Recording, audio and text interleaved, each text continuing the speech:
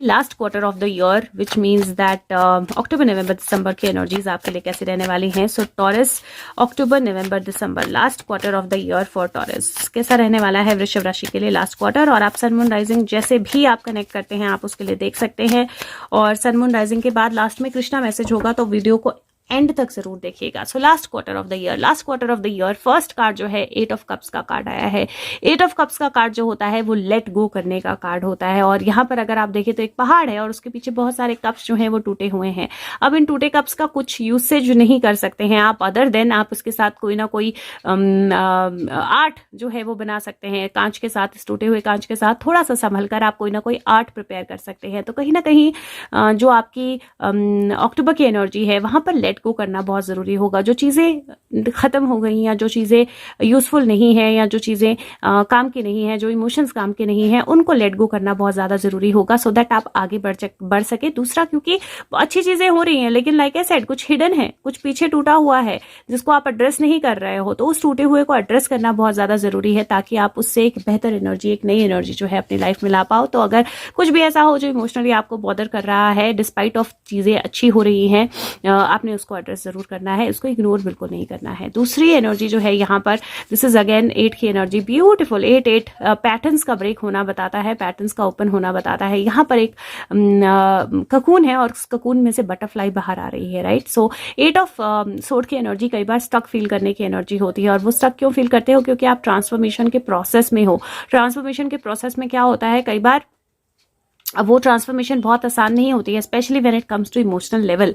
तो वो ट्रांसफॉर्मेशन बहुत आसान नहीं होती है एंड दैट इज वाई आपको अपने आप को और ज्यादा नर्चर करना और ज्यादा पावरफुली एड्रेस करना जरूरी होता है। और लास्ट जो है सन ऑफ कप्स का कार्ड है, एक हंस है, बहुत ब्यूटीफुली बैठा हुआ है और कप से बहुत सारी एनर्जी बाहर आ रही है। तो ये जो क्वार्टर होगा ये कहीं ना कहीं अपने इमोशंस को एड्रेस करने का क्वार्टर होगा। ये जो क्वार्टर होगा ये कहीं ना कहीं ट्रांसफॉर्मेशन का क्वार्टर होगा। और इस क्वार्टर में जो भी चीजें आपको बॉदर करती रही हैं, जो भी चीजें आपको परेशान करती रही हैं, उनको एड्रेस करना, उनको सही एनर्जी के साथ आगे ले जाना, सही तरीके से आगे ले जाना जो है ये बहुत ज्यादा जरूरी आपके लिए रहने वाला है।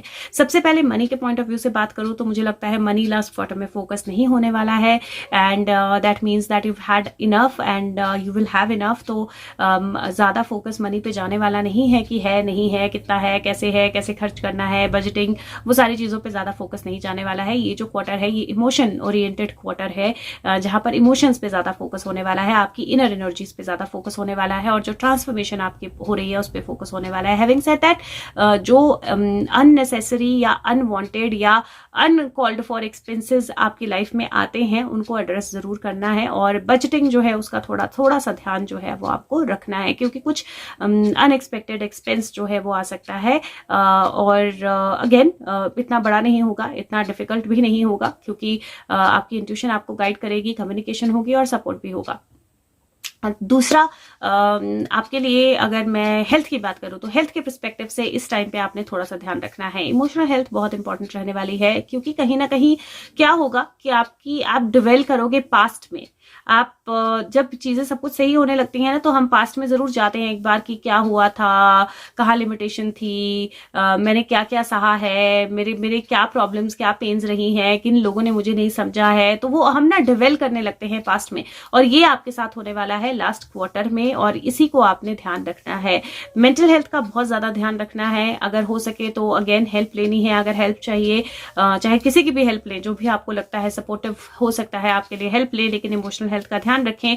दूसरा कि कट लगने की एनर्जी, चोट लगने की एनर्जी, कुछ चुभने की एनर्जी वो मुझे थोड़ी सी दिखाई दे रही है। तीसरा, सर्जरी की एक पॉसिबिलिटी मुझे लग रही है जहां पर किसी चीज को लेकर हो सकता है कुछ अंदर हिडन हो, कुछ प्रॉब्लम हो, इशू हो, वो सामने आए और उसको लेकर कोई माइनर सर्जरी जो है वो करने की जरूरत पड़े। लेकिन अल्टीमेटली मुझे लगता है एक तो चांस है कि उस चीज का खुद ही हील हो जाना और हो सकता है सर्जरी की जरूरत ना ही पड़े। तो सेकंड ओपिनियन जरूर लें और थोड़ा सा टाइम जरूर दें उस चीज को हील होने के लिए। बाकी हेल्थ को लेकर मुझे ऐसा कोई मेजर इशू नहीं नजर आ रहा है। हार्मोनल हेल्थ का थोड़ा ध्यान रखना है। और अगर मैं आपके करियर की बात करूं तो करियर के पर्सपेक्टिव से क्या होगा कि आप आगे तो बढ़ रहे हो पास्ट जो है वो आपको याद आएगा, या पास्ट की कुछ चीजें जो हैं वो आपको याद आएंगी, या पास्ट की कुछ चीजें जो आप कंप्लीट नहीं कर पाए, वो ब्रोकन पीसेस वो आपके माइंड में आएंगे। लेकिन वो ब्रोकन पीसेस जो है उनसे आप अभी भी कोई आर्ट क्रिएट कर सकते हो। तो रादर देन थिंकिंग कि क्या नहीं हो पाया या आप क्या नहीं कर पाए, आपने ये ध्यान देना है कि क्या है और उससे आप क्या कर सकते हो। अगर आप अपना फोकस क्लियर रखोगे तो ये ट्रांसफॉर्मेशन आपके लिए अच्छी होगी, और ये ट्रांसफॉर्मेशन जो है वो आपको पॉजिटिव और अच्छे रिजल्ट ही देगी। और अल्टीमेटली जो भी आपकी लर्निंग है वो आपकी इंट्यूशन बढ़ाएगी, कम्युनिकेशन बढ़ाएगी और आपकी पर्सनालिटी को स्ट्रॉन्ग करेगी। अगर बिजनेस या वर्क में किसी तरह का लॉस होता है, जो मुझे ये विजिबल लॉस नहीं दिखाई दे रहा है, ये मुझे इनविजिबल लॉस दिखाई दे रहा है, ऐसा लॉस जो छुपा हुआ है, पीछे है, लोगों को नहीं दिख रहा है, लेकिन आप उसमें इंडल्ज हो रहे हो, तो आपने ओवर इंडल्ज नहीं करना है। ये जरूर ध्यान रखना है, लिमिटेड और नेगेटिव एनर्जीज में इंडल्ज नहीं करना है। ये आपके पुराने पैटर्न है, जो हमारी लाइफ में जब चेंजेस होने लगते हैं तो पैटर्न उभर के आते हैं देखने के लिए। जो चीजें रिपीटेडली आपकी लाइफ में आती हैं वो वापस आने लगती हैं देखने के लिए कि आप बदले हो या नहीं बदले हो, और ये पैटर्न में आप फिर से इन्वॉल्व हो जाओगे या नहीं होगे। और ये टाइम है जब आप उन पैटर्न्स को कट कर सकते हो और उस ट्रांसफॉर्मेशन में जा सकते हो। बटरफ्लाई को ककून के बीच में बहुत पेनफुल प्रोसेस से निकलना पड़ता है, और आप हाफ बटरफ्लाई ऑलरेडी निकल चुकी है। अगर आप देखें यहाँ पर हाफ बटरफ्लाई ऑलरेडी निकल चुकी है, विंग्स विजिबल हो चुके हैं, दैट मीन्स ज्यादा लंबा प्रोसेस नहीं बचा है। और यहाँ पर हंस बिल्कुल बहुत ब्यूटीफुल एनर्जी में है, तो ज्यादा लंबा प्रोसेस नहीं बचा है आपके ट्रांसफॉर्मेशन का। लेकिन जो है उस पर भरोसा रखें और आगे बढ़ते रहे। तो अब चाहे आपका वर्क हो, चाहे आपका बिजनेस हो, चाहे कोई भी एनर्जी हो, कोई भी टास्क हो, आप उसको कर पाएंगे पूरा। थोड़ी सी डिफिकल्टी से गिव अप नहीं करना है, या थोड़ी सी डिफिकल्टी से परेशान नहीं होना है। अगर मैं आपके रिलेशनशिप्स की बात करूं, पास्ट की कुछ चीजें आपको परेशान कर सकती हैं। ऐसा हो सकता है कि पास्ट में आपका पार्टनर, आपका रिलेशनशिप, आपका husband wife, mother father, sibling, friend कोई अवेलेबल ना रहा हो, या फिर आप जो पिछले क्वार्टर में आपको करना था, अपने आप को एक्सप्रेस करना, आप वो ना कर पाए हो, हिम्मत ना जुटा पाए हो, कनेक्ट ना कर पाए हो, and then you might be thinking कि अब मुझे करना चाहिए, नहीं करना चाहिए, अब तो टाइम निकल गया, ये हुआ था, उसने ये गलत भी तो किया था, उसने ये अच्छा भी तो किया था। Broken pieces, right? वो ब्रोकन पीसेस जो हैं उनको आपने इकट्ठा करना है, जो पेन है उसको लेट गो कर देना है, जो लर्निंग है उसको साथ में लेना है, और वो आपकी पर्सनालिटी को और ज्यादा डेवलप करेगी। अगर किसी को प्रपोज करना चाहते हैं, दिसंबर इज द बेटर मंथ, क्योंकि उससे पहले आपको अपने ऊपर काम करना है, अपने माइंड को क्लियर करना है, अपनी थॉट को क्लियर करना है। अगर रिलेशनशिप को आगे लेकर जाना चाहते हैं, दिसंबर इज अ बेटर मंथ। और मुझे लगता है थोड़ा सा सेल्फ वर्क का टाइम है ये, जो कि स्पेशली अक्टूबर और नवंबर होगा सेल्फ वर्क का टाइम। और अक्टूबर में अगर आप सेल्फ वर्क करेंगे, नवंबर में आपको रिजल्ट भी दिखना शुरू होंगे, जो टफ एनर्जी है वो थोड़ी सी कम होगी, और December will be like a happy month again. So overall energies again positive हैं, ध्यान देना जरूरी है और थोड़ा ख्याल रखना जरूरी है।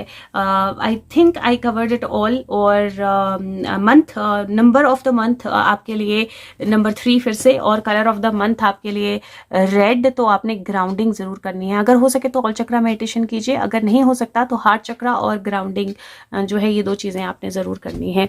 लेट्स सी आपके लिए मैसेज ऑफ द क्वार्टर क्या है। So message of the quarter for Taurus, for वृश्चिक राशि के लिए message of the quarter. Wow, so you have the energy of by the book. Book का कार्ड जो है नंबर 11 का कार्ड है, और ये आइडली अगर आप देखें तो 8, 9, 10, 11 की एनर्जी बनती है, और 10 और 11 की एनर्जी आपकी यहाँ पे भी बनती है। बाय द बुक का कार्ड जो है वो उल्टा आया, और मैंने उसको रिवर्स ही लिया।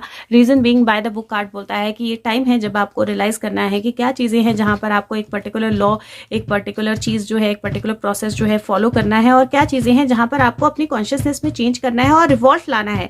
जो लिमिटेड बिलीव्स है, जो लिमिटेड चीजें हैं, जो लिमिटेड प्रोग्रेस है, उसमें रेवोल्यूशन लाना है, out of the box think सोचना है, और ट्रांसफॉर्मेशन जो है वो आपकी लाइफ में लानी है। हो सकता है कि आप ग्रुप में इन्वॉल्व हो गए हो सकता है आप स्टैंड ना ले पा रहे हो सकता है आपको लगता हो कि सब कुछ एक प्रॉपर प्रोसेस से ही करना है, हो सकता है कि आपको ऐसा लग रहा हो कि चेंज होगा तो आपको डर लग रहा हो चेंज से, लेकिन आपकी इंट्यूशन जो है वो आपको इस डार्कनेस से बाहर लेकर जाएगी। अब बिल्कुल टर्निंग बैक नहीं है, और याद रखिए कि अब एक नई शुरुआत है, एक नई एनर्जी है, एक नई बिगिनिंग है, एक नया नया साल है, एक नई जिंदगी है, और ये साल भी आपके लिए बहुत अच्छा रहने वाला है और नया साल भी बहुत अच्छी एनर्जी लेकर आने वाला है। सो वो रिवॉल्ट, वो रेवोल्यूशन जो है वो अपनी लाइफ में लाना और आगे बढ़ना और स्टैंड लेना अपना, एक लाइन में, एक लीक में ना चलते रहना, लेकिन आउट ऑफ द लीक कुछ करना। और हो सकता है वो चीज़ आपको अंदर ही अंदर परेशान भी करती हो कि मुझे कुछ करना है, मुझे आउट ऑफ द लीक कुछ करना है, लेकिन आपको डर लगता हो कि मैं ये करूं कि ना करूं, करूंगी तो, करूंगा तो कैसा रहेगा,